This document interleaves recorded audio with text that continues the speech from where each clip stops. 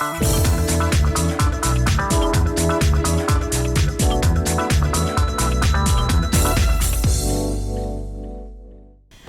up, everyone? Welcome to another episode of Red Carpet. My name is Razia Adem. I'll be sitting in for Jackson today. With the latest news in celebrity news, fashion, sports, and film and television all around the world, like usual, let's begin our show. Okay, so let's start on the latest updates on Black Panther 2. One of the questions after the tragic passing of Chadwick Boseman was, who is going to be our new T'Challa? Well, Marvel Studios chief Kevin Feige has announced that Chadwick Boseman's lead role in the superhero movie sequel to Black Panther will not be recast following his death. Here's more. Feige told investors at a Disney presentation that Boseman's performance as the proud black leader of the fictional land of Wakanda was iconic and that he would not be replaced. Boseman died in August of colon cancer at age 43 after a 4-year battle with the disease that he had kept private. Feige said the sequel would honor Boseman's legacy by continuing to explore the world of Wakanda and all of the rich and varied characters introduced in the first film. Black Panther executive producer Victoria Alonso last month denied speculation that the filmmakers plan to use a digital double for Boseman in the sequel. It has also been speculated that Black Panther's sister, played by Letitia Wright, could follow as the leader of Wakanda. However, Wright recently came under fire after sharing an anti-vaccine video on Twitter amid the coronavirus pandemic and later deleted her social media accounts. The sequel is due to arrive in movie theaters in July 2022.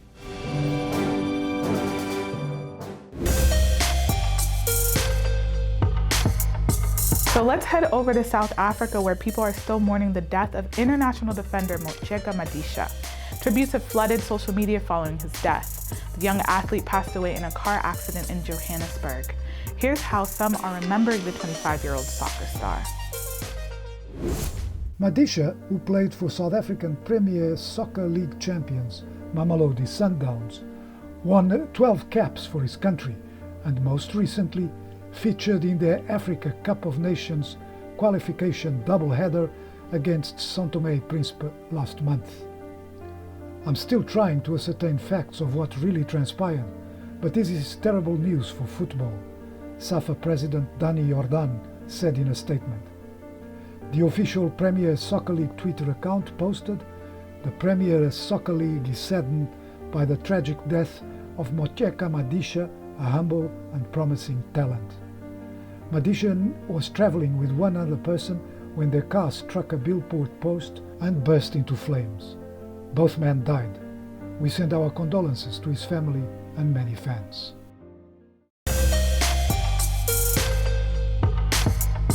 So let's see what's going on in basketball this week. The NBA is partnering with a sports development program in Senegal to give scholarships to 2 top female players to join a basketball academy in the city of Thies. Aminata Tall from Senegal and Sira Thinao from Mali are 2 athletes who participated in the NBA Academy Women's Program and will now receive training as part of the Sports for Education and Economic Development Project, or SEED, which aspires to use basketball as a way to involve young athletes in academic, athletic, and leadership programs. We love to see women going to the top. The NBA Academy Women's Program aims to provide basketball and leadership development opportunities for high-performing young women from across the continent, explained NBA Africa CEO Victor Williams.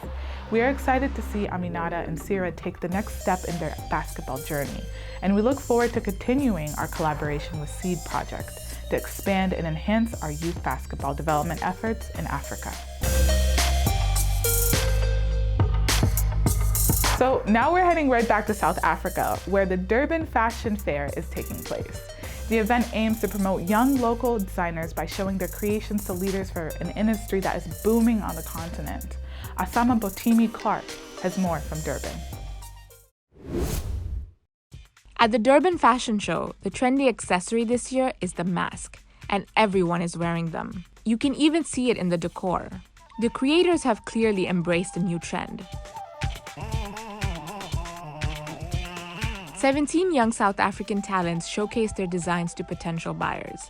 They were sponsored by the city and took part in an advanced training course at a fashion academy, an investment for the city of Durban, which wishes to develop local production. COVID-19 has taught us so many things. We can be self-sufficient, we can be able to produce our local products and be able to sell in locally, because there was no one who was going to abroad to come and come with the products that are international.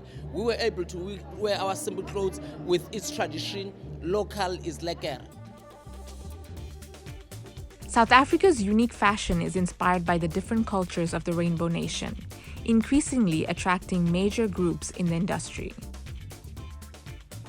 Our continent is rich, so I'm not surprised seeing all the major designers coming to Africa to get inspired by Africa, because of how we live, our culture, on everything. So it was bound to happen. The world looks at us, so everyone is looking at us to see what are the new trends going forward. So we just have to keep believing in ourselves and being true to ourselves, because Africa is very unique. It's got that very unique aesthetic as compared to the US or Europe. So let's just keep pushing and being ourselves.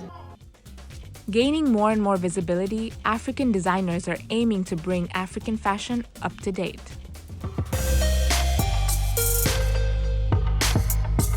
So Cardi B never ceases to get away from the spotlight when she's in the headlines, and to no surprise, Billboard named her Woman of the Year during a live stream of its 15th annual Women in Music Awards. But she's not the only woman rising to the top this year. Let's check out which other artists were recognized. Chloe and Halle won the Rising Star Award, Dolly Parton won the Hitmaker Award, and Jennifer Lopez took home the Icon Award. Host Tiana Taylor was joined by celebrity award presenters including Beyoncé and Miley Cyrus. Meanwhile, notable faces from the music and film industries appear in this year's Forbes 100 Most Powerful Women list. Beyoncé, Rihanna, Taylor Swift, and Reese Witherspoon are just some of the women mentioned in the honors, which spotlights female leaders who are using their power to create change. Oprah Winfrey takes the number 20 spot, with German Chancellor Angela Merkel topping the list for the 10th year in a row. Breaking your phone screen has got to be one of the most annoying things that can happen to us, especially now that our smartphones have become a major part of our everyday lives. And if you're watching our show on your smartphone, you're probably looking through a cover from US glassmaker Corning. With the strength of this glass, can smartphone damage be a thing of the past? Deanna Mitchell has our story. For many worldwide, smartphones are used for everything from financial transactions to social media. So when screens break or crack, it can feel like life itself comes to a halt. Longtime U.S. glassmaker Corning has spent more than a decade making smartphone glass stronger. That's of particular importance to growing smartphone markets such as India and China, where smartphones are an extravagant purchase for many. These devices are typically a much higher percentage of a person's GDP in emerging regions. So durability and longevity of that phone becomes a much more critical feature than in other developed countries. Corning, founded in 1851, has pivoted with the times. In 1879, Thomas Edison went to Corning for glass for his light bulb. Corning's glass is used in the windows for NASA's space shuttles. In the 1950s, Corning became a household name with Corningware cookware, and Steve Jobs used it for the iPhone. Now Corning dominates the worldwide smartphone glass industry. Its latest product, Gorilla Glass Victus, is even tougher, says the company. Whenever we develop a new glass, we set the bar high. The new glass must be clearly better than our current flagship product and far superior to the competition. Corning said they were able to improve both drop and scratch performance at the same time, a first in the industry. Gorilla Glass Victus can drop from 2 meters in height, which is taller than I am, onto a rough surface like asphalt. And it has 2x better scratch performance than our previous glass. So the next time you drop your phone and it miraculously doesn't shatter, it's most likely thanks to this company in upstate New York. Deanna Mitchell for VOA News. As we near the end of our show, let's hear from one of South Africa's hottest rising stars, Aubrey Qwana, who is hoping to make Zulu music and fashion a global trend. Music Time in Africa host Heather Maxwell virtually joined the young artist in Johannesburg to learn more about his new music. All right. Hi, Aubrey. How you doing? I'm good, and you? I'm fine. Where are you right now? I'm actually in South Africa, Johannesburg. That's where I'm based.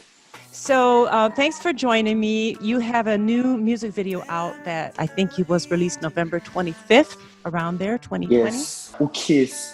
In Zulu, we call it Ukiss. Actually, the song embraces love. It's all about love. I actually recorded the song during lockdown. I was chilling with my girlfriend, so I was like, you know what? Before I start making music, can I have a young kiss or something? And she was like, okay, cool. And then that developed to a song. All right, let's watch a little bit first, and we'll come back and talk some more. I also appreciate that about your video, but I wanted to hear from you. You know, why did you pin that specifically? Well, I'm very cultured and I respect everyone that I work with. As a kid, I wouldn't like to show a naked girl on my music video, and because my kid will grow up and see that, so and she'll think that's okay. Understand? So I want to live by example, by all means, from where I'm coming from, for my kid also. You sing about Zulu culture and community, and you sing in Zulu mostly, right? Yes. How do you render the fact that you want to sing in Zulu and stay true to Zulu, but you also want your music to go global, where you know that most listeners and viewers don't speak Zulu? You know what's nice about that? Music is, I feel like it's its own language, through the emotion and through how or someone to motivate me, or someone to say, yo boy, relax. Whatever you're going through right now, this is not the end of it. You're gonna get out of it and be a better person. So I'm trying to be that guy or that young boy for the guys that are coming up, or for young people that are growing up. So you went to school in fashion design. In the music video, Ukiss, you have a wonderful sense of style, and the previous one, Molo, which has over 3 million views and it's only recently released, it's just a big hit.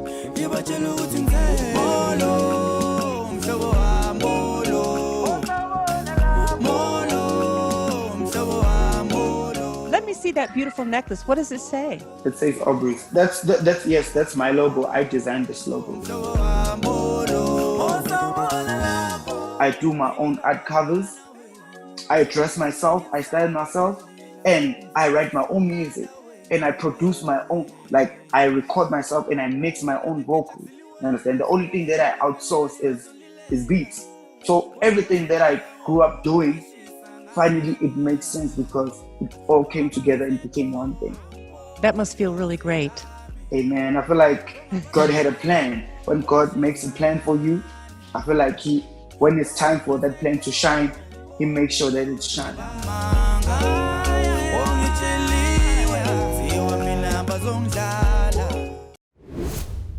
Guys, thank you so much for joining me on Red Carpet today. I'm your host, Razia Adam. For more on entertainment news, check us out on voanews.com or our Facebook or Instagram page or YouTube. I'll see you guys later.